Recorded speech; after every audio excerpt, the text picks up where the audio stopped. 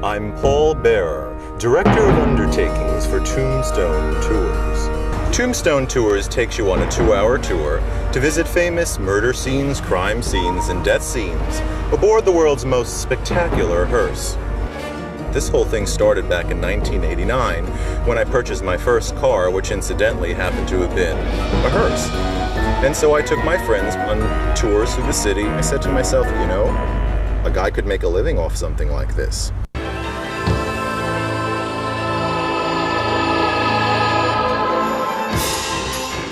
The Dakota apartment building, which is located on West 72nd Street in Central Park West, will live in infamy.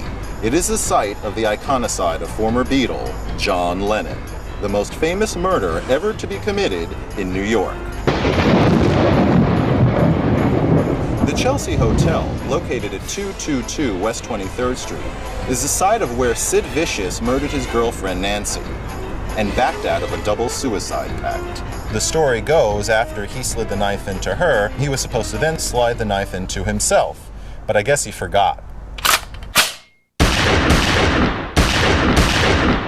the site of the Andy Warhol shooting, we're going to be going down to Union Square, which is the location of the factory, Andy Warhol's famous former factory. Count up to the 5th floor of that building, and you will see one window with a curved arch to it, and that is where Andy Warhol got shot.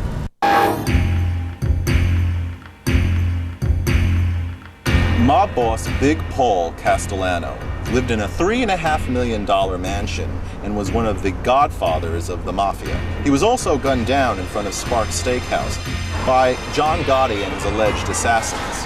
Interestingly enough, Paul Castellano's body was discovered under a street sign that said, "No standing." By the West 86th Street transverse in Central Park West, hundreds of dead bodies still lie in unmarked graves from 3 African-American cemeteries that were forgotten there during the late 1800s.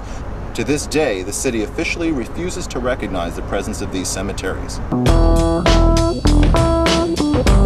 And remember, wherever you are in New York, may you always rest in peace.